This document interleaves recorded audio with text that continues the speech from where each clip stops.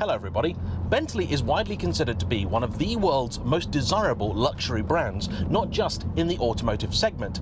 And this, the Continental GT, was an absolute game changer when it launched 20 years ago, back in 2003. Not only was this the first all-new car produced under the company's then new owners VW, it was also the firm's first attempt at making a vehicle that could be sold in large quantities. And sell it did.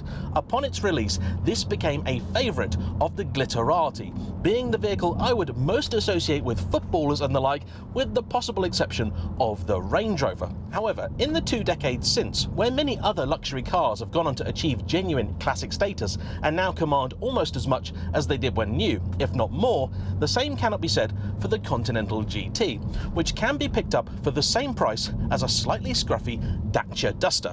So, in today's video, I'm asking the question: we all know you can buy one of these for cheap, but should you?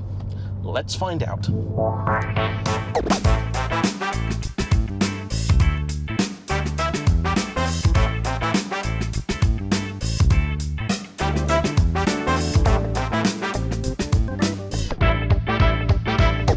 Today's star car is an example of a 2005 Continental GT with the Mulliner specification, which I'll be talking about a little bit more later on. It belongs to my good friend Jack from the YouTube channel Number 27, home of the world-famous Influenzo. He bought this a couple of months ago, after having featured it in a piece where he described it as one of 3 cars you can buy for cheap that are almost certain to bankrupt you, along with the likes of the Porsche Cayenne. I've gone and bought one of those, and he convinced himself that he'd like to buy one of these. And so he did. In the 2 months that he's had it, not all that much has actually gone that wrong. I'll talk a little bit more about reliability, running costs and the like, but before I do, what's the car actually like to drive? Well, it's good. I would say not great. The Mark I Continental GT was in production until 2011, when it was replaced by the Mark II, which could be considered a heavy facelift, as it shares essentially the same chassis as this, and inside is still very familiar. The later Mark III was a completely new car from the ground up, and though in many ways that is a car that I quite prefer, visually certainly, to drive, I actually found the earlier cars had more appeal. They were a little softer, a little easier going, and to me, inside felt more like a proper old school Bentley. Everything was just a little bit softer, a little bit more tactile. The newer one is glitzy and glamorous, but it's, how do I put this? Very showy. It's very MTV, whereas these still have a little bit of old school charm about them. And I know there are plenty of people out there who look down upon cars like this for being not a proper Bentley. But the simple fact is, without cars like this, Bentley simply wouldn't exist. You see, its direct predecessor, the old Continental, is a lovely, fabulous thing full of real old-fashioned charm. But it was near £250,000. 30 years ago. These cars were serious money, and as a result, just didn't sell. This, when new, cost half that 12 years later, so was considerably more accessible, and as a result, sold in much greater quantity.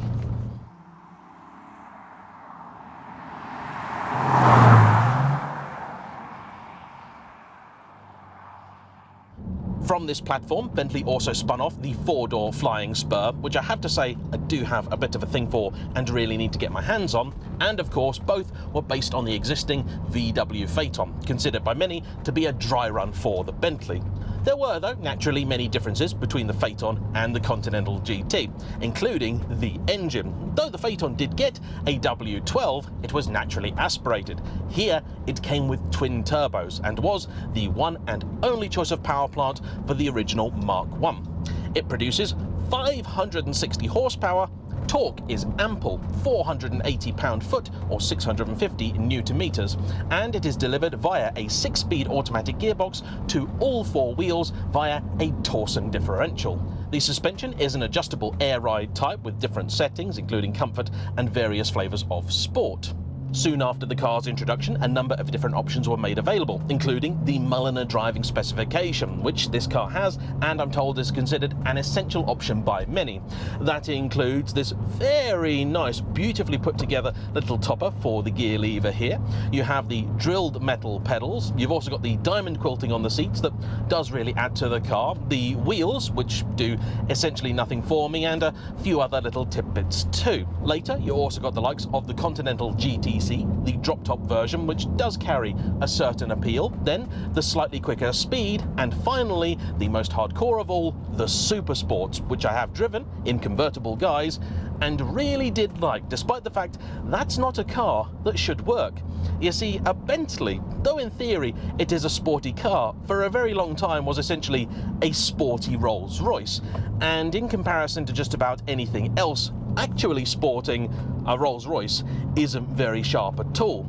However, for this generation, Bentley was now divorced from their former parent company, able to go their own way. But with this first generation of car, you can still tell that Bentley were very much trying to find their feet. They were trying to find their identity once again, and so you have a car that has a lot of conflicting elements. For example, this interior is absolutely glorious. Sure, there are a few negative points, like the little screen up here and the surround for the gear lever, which are obviously lifted from VW parts bins. Oh, and ignore essentially the entirety of the center console here, because that has been updated with a much later and, though technically more advanced, slightly lower rent looking item. In fact, all of the switches on the bottom half of this center console here are aftermarket. They are necessitated because, with replacing the original screen, you also lose much of the original functionality, like your HVAC controls, suspension controls, and the like. I'm very impressed that someone's gone to the effort of engineering all of this, but it does look a bit cheap and naff in here, which is a shame, as the leather is glorious, the wood veneers fantastic, thick and proper, these organ stoppers lovely, the air vents proper metal and have a gorgeous action about them, this little Breitling clock in the middle here, wondrous, the perforated leather headliner, the diamond quilted seats, it's all sensational. In fact, the seats themselves, I'm going to mention those again, because not only do they look the part with the little integrated seatbelt holder and the diamond quilting as part of the Mulliner specification, but they hold you really well too, and they're very, very comfortable. Heated, though not ventilated, and they do a sensational job, an absolute highlight of the car. Unfortunately, with this Mark I car, seating in the back is still very limited, and unless you're a family of 5-footers, I would not call this a 4-seater for adults. 2+2, yes, and in comparison to other cars in the segment, DB9, XK and the like, it's probably better than those, and certainly a 911, but I wouldn't go sticking grandma in there for all that long.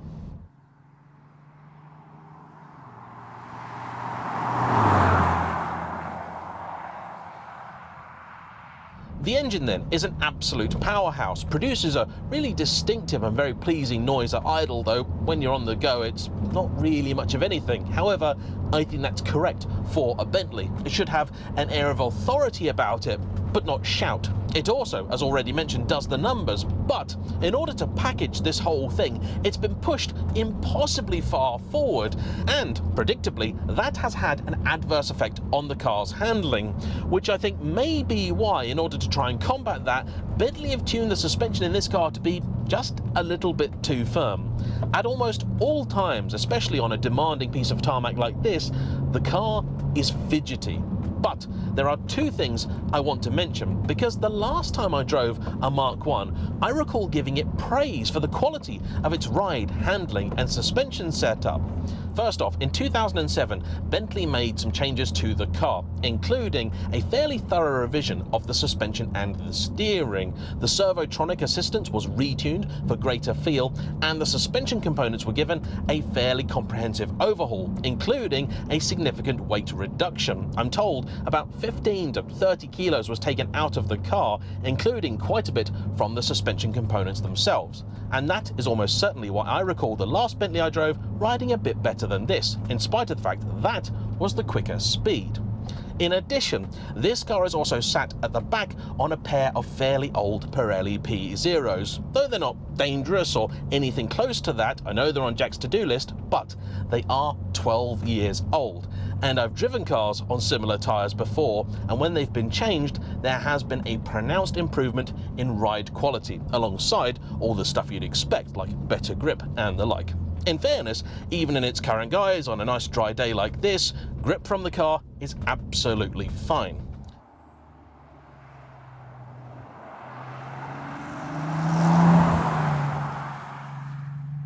Though, that being said, if you do manage to find yourself in a situation where the car's being challenged in any way, shape or form, it is possible for the fairly rudimentary traction control to cut in and ruin all your fun.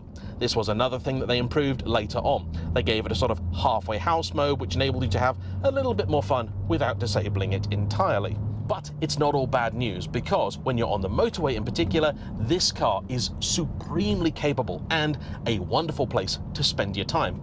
I've already waxed lyrical about the interior, but this engine makes light work of any overtaking duties, and if you're in a sporty mood, you can even change gear yourself using these paddles that I'm pretty sure are identical to those you'd have found in a Lamborghini Gallardo E-Gear of the same time. Unfortunately, the gearbox isn't all that responsive, so putting it in manual mode is somewhat pointless. If you want to have more fun, my recommendation, just bung it in sport, and it does a decent job. This thing has plenty of torque, so not being in the optimum gear really isn't a problem.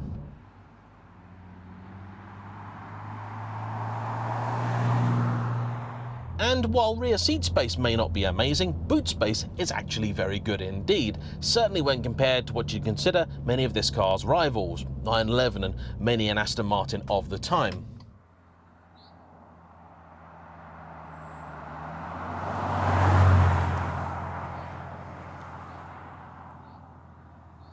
And don't forget, if you're currently thinking of picking yourself up a Bentley, be it suspiciously cheap or healthily priced, make sure to carry out a CarVertical search. With their new, even easier to read format, you can get all the information you want in just 60 seconds on either mobile or desktop, and all you need is a VIN plate or a registration number. And your CarVertical search will tell you all the things you need to know, including possible accident damage, regardless of whether a car has been written off or not, mileage discrepancies, and outstanding finance, or even, unlikely as it might be in a Bentley, usage as a taxi.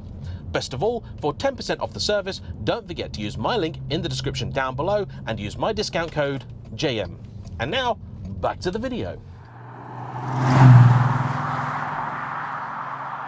Truth be told, I have to say that the Mark I Bentley Continental GT is a fabulous example of a car that I've really had a change of heart about. You see, historically, had you asked me, I would have said this was a car I have absolutely no interest in whatsoever. The Bentley name didn't really mean anything to me. It was clearly never ever going to be the sports car that many people made it out to be, and that certainly is true, nor is it, I think, an especially good looking car. The front end in particular, to my eyes, has just always been a little bit too soft. The Mark II and III sorted that. They gained the sharpness that this was lacking. However, in person, even these early cars do have a certain appeal to them. I particularly like the detailing around the rear arches, which is classic Bentley, and I love the shade this is in too. Dark blue something or other, I'm told, is the correct Bentley name. The dark blue interior with the wood I also really should dislike, but actually, I kinda don't. It's dope, I think the kids would say. However, set all of that aside, you and I both know these cars are dirt cheap for one reason and one reason alone. And that is because these things are to wallets like beards meet food is to a challenge. There is no amount of money that cannot be spent on maintaining an old Bentley, and unfortunately this is one area where the Continental GT seems to be very much like its forebears. There are many horror stories out there of cars that have been bought and immediately cost their owners more than the purchase price to fix, often for completely mundane things. This is exactly the same with the VW Phaeton on which it is based. A light bulb? Oh, £500. Oh, TPMS is gone, that could be $2,500. These also suffer from water ingress, which can be either bad if it's simply a seal or a clogged drain hole, or very bad if it's managed to work its way into any sort of electronics. Those also are not impervious to failing of their own accord, and if anything goes wrong with that engine, so help you God. The biggest problem that these early cars have is a vacuum line that essentially works its way through the engine bay and at some point will fail.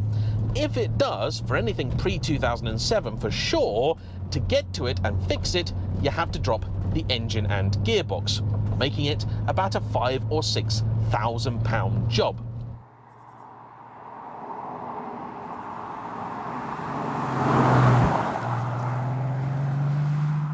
The rear brake lights in them also like to go, and as you might imagine, just about anything in them which is Bentley specific is not going to be cheap. And even worse, even if you can find a part at a good price, labour is going to be intense, because these are very, very difficult cars to work on. I mean, look at that engine bay. That's not a friendly or easy thing to work on. Every 4 years, to do the spark plugs, it's going to cost you 1,500 quid. And if you want to take this to a Bentley dealer for just about anything, well, have the credit card at the ready and set faces to stunned. But that doesn't really answer your question, does it? Should you be buying one of these? And I've left another important piece of information out there, which is how much do you have to spend to get one? That's where it gets interesting and a little bit tricky, because I knew these had gotten cheap, but I didn't realize how cheap. At the moment on Auto Trader, there is an example of an early Continental GT, not a Mulliner or anything else, that's up for £10,500. Not written off, not accident damaged. Apparently, it even says it comes with a warranty.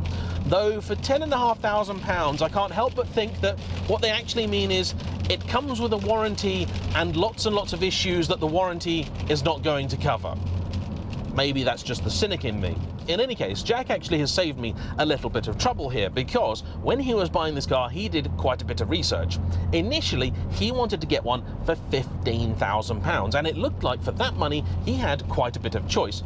But upon inspection, he found that just about every example out there for that money was going to need some fairly serious work fairly soon on. So he found that the sweet spot for one of these is just under the £20,000 mark. I know this one is going to be going up for sale soon, in fact may already be sold by the time this video is out, and I think about £20,000 is what he's going to be asking for it. I happen to know that at that price he's certainly not making any money on it, but it still represents, I think, excellent value for money.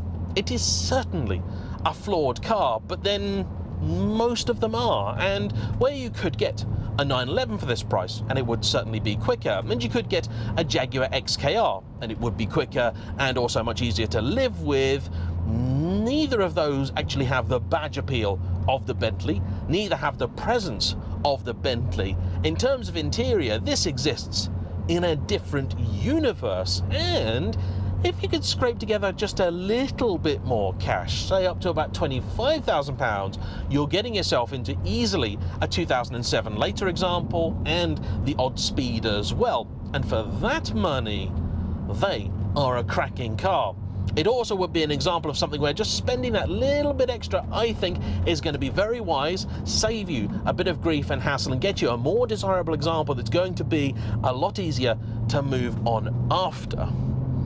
If it had usable back seats, I might be trying to do a deal with Jack on this one, because there is a lot to like about it.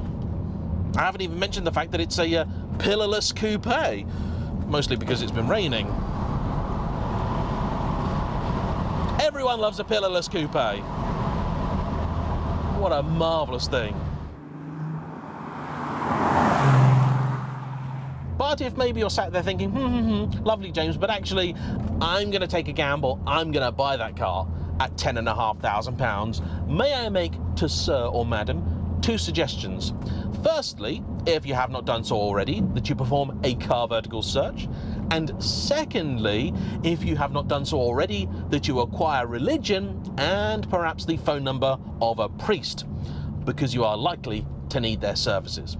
In any case, I actually think Jack maybe wasn't being quite as mad as he feared when he got this. It's very cool. And maybe one day they will be worth money. But until that point, please, people out there, buy them, enjoy them, but look after them. If they ask you for money, spend on them, because trust me, in the long run, it will pay off. And yeah, if you've done the deed and had a good time or bad, hit the comment section, let me know. And if you've enjoyed today's video, like, and don't forget, hit the subscribe button. We're getting close to 300,000. That's incredible. I want to say a big thank you to everybody who's watched, and I'll see you for the next one. Bye-bye.